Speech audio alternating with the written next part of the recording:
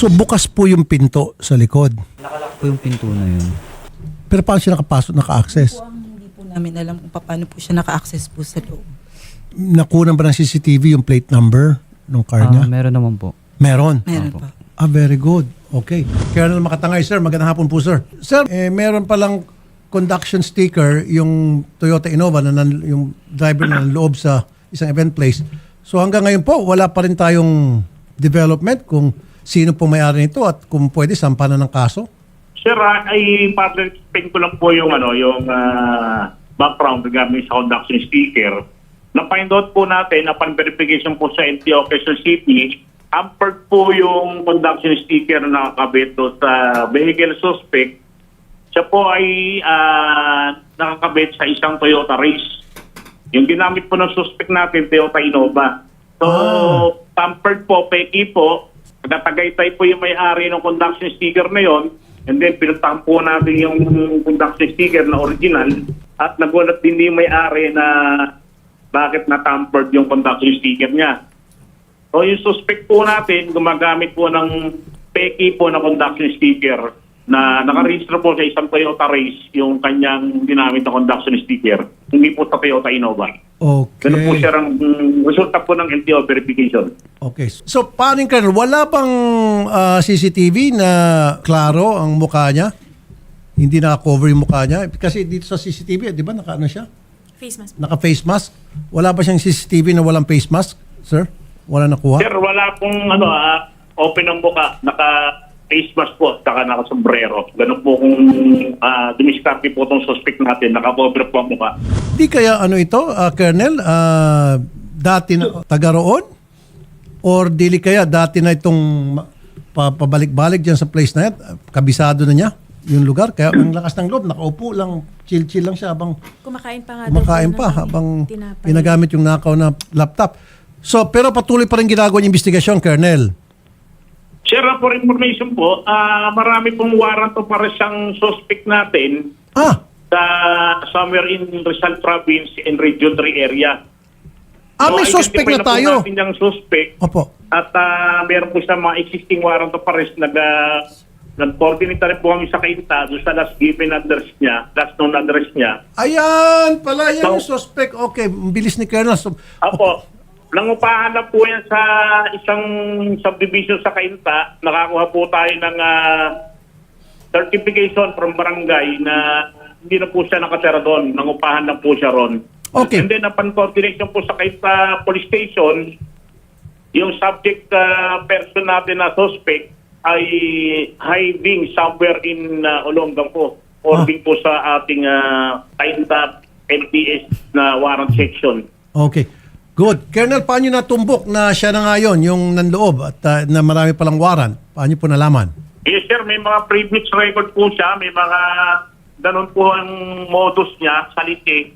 Nagpe-pretend siya na caretaker sa mga resort, and then sasalisi po siya, pretending to be caretaker, magpapanggap siya, and then pag-alis po ng mga naka-check-in, sasalisi na po siya.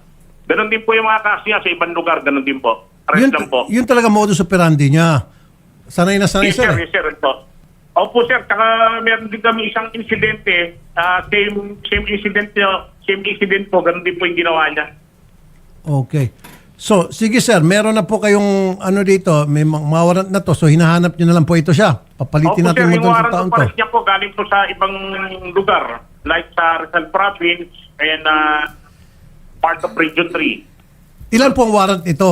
Puro robbery. TEP sa lisi po sir, TEP, ang Salisi, mga kadalasang TEP. kaso niya po. Okay. Kung di po ako nagkakamali, more than 3 warrant po ata meron niya. Oo. Sanay na sanay pala itong si Michael Angelo Simbulan. So paano to sir? Pang-apat na ito na isasampan yung kaso. May isasampang kaso laban sa kanya, Colonel. Opo sir, di bali po ipapel na po yung kaso, nagtataon lang po na nanghipan po ng additional requirements itong ating fiscal.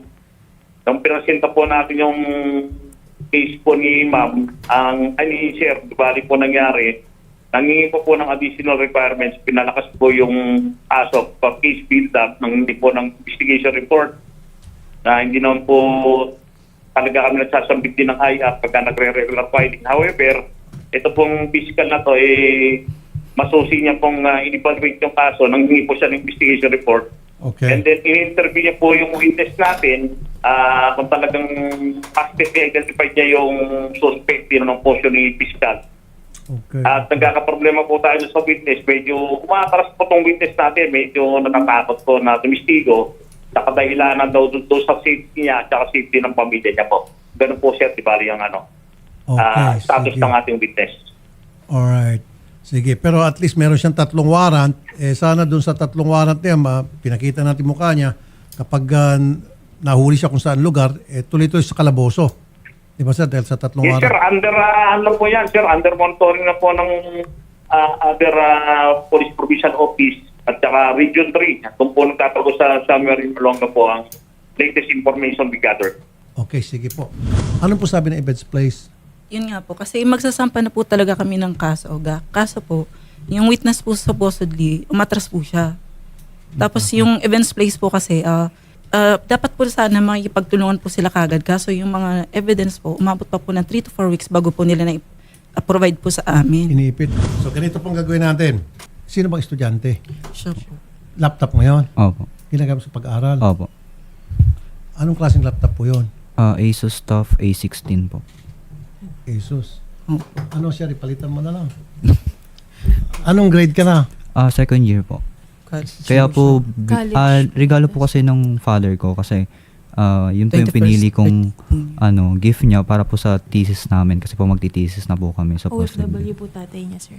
OFW Sa papa Abu niyo. Dhabi. Opo, sa Abu okay. Dhabi po ngayon. O sige, regaluhan na lang kita. Regaluhan ko ng RTI. Palitan na lang namin.